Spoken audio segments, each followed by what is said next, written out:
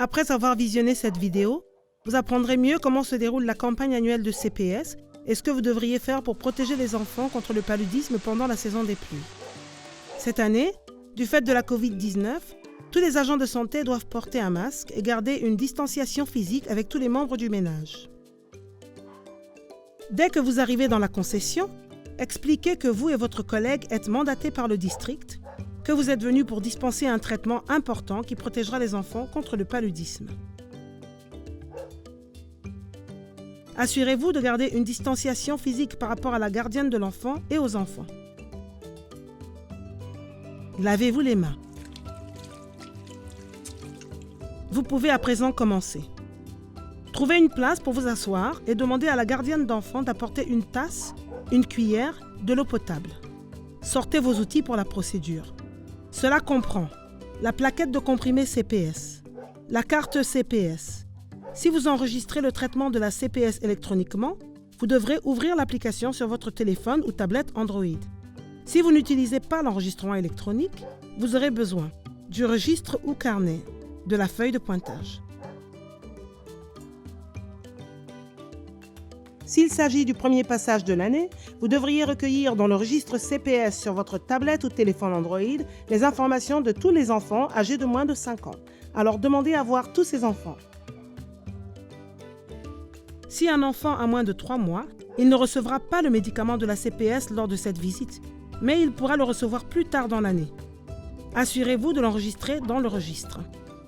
Cela permet de s'assurer que les enfants ne manqueront pas le traitement lors de vos prochaines visites. Vous devez remplir également une carte CPS pour chaque enfant éligible. Reportez le nom, prénom et les données personnelles de l'enfant. Vous ne reportez le traitement CPS qu'après avoir administré le médicament CPS à l'enfant. Avant de commencer, vous devriez déterminer si l'enfant est éligible à recevoir le traitement de la CPS. Premièrement, vous devez déterminer l'âge de l'enfant. Si la gardienne de l'enfant doute, demandez à voir le carnet de vaccination de l'enfant ou demandez à un autre membre de la famille de vous renseigner. Si l'enfant ne se sent pas bien, il ne peut pas recevoir le médicament CPS. Il doit être conduit au centre de santé ou à un agent de santé local afin d'être examiné. Si l'enfant a un test positif pour le paludisme, il doit recevoir une CPA. Si dans le passé, l'enfant a eu des effets secondaires sévères dus aux médicaments CPS ou à d'autres médicaments, il ne doit pas recevoir de médicaments CPS. Demandez si l'enfant a pris d'autres médicaments au cours des 4 dernières semaines. Si l'enfant a pris de la SP ou de l'AQ pour le paludisme, ou du Bactrim contre imoxazole pour une infection, il ne devrait pas recevoir le médicament CPS de ce jour. Quand vous serez sûr de l'éligibilité de l'enfant, vous pourrez poursuivre la procédure d'administration. Sélectionnez la plaquette appropriée par rapport à l'âge de l'enfant. Posez la plaquette sur un support. Expliquez à la gardienne d'enfant qu'elle va donner les 2 premiers comprimés à l'enfant. Demandez à la gardienne d'enfant d'ajouter lentement une petite quantité d'eau couvrant les comprimés et de remuer le mélange. Assurez-vous que l'enfant est bien éveillé et assis en position droite. Veillez à ce que la tête ne soit pas trop penchée vers l'arrière. Demandez à la gardienne de donner lentement le traitement à l'enfant en s'assurant que tout le contenu du verre a été avalé. Demandez à la gardienne de verser un peu d'eau dans le verre et de donner le contenu à l'enfant en s'assurant que le verre est maintenant vide.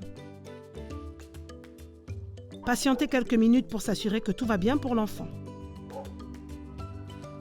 Dites à la gardienne d'enfant, si l'enfant vomit tout le traitement dans les 30 minutes qui suivent, une deuxième dose de traitement doit lui être remise. Elle doit vous chercher et vous demander de revenir afin que vous lui remettiez une nouvelle plaquette. N'oubliez pas de récupérer l'ancienne plaquette pour la remettre à votre superviseur. Si l'enfant vomit à nouveau, notez l'événement dans le registre ou sur la tablette ou téléphone Android. Ne pas lui remettre un nouveau traitement. Après avoir complété le remplissage de la carte CPS, placez-la là où la gardienne d'enfant peut la prendre et reculez. La carte CPS est un aide-mémoire pour la gardienne de l'enfant, mais sert aussi à enregistrer le traitement reçu par l'enfant. Si vous utilisez une feuille de pointage, complétez-la en indiquant le nombre d'enfants ayant reçu le traitement au cours de la visite. Expliquez que le traitement complet doit être pris pendant 3 jours et que l'enfant doit prendre un comprimé le lendemain et un comprimé le surlendemain.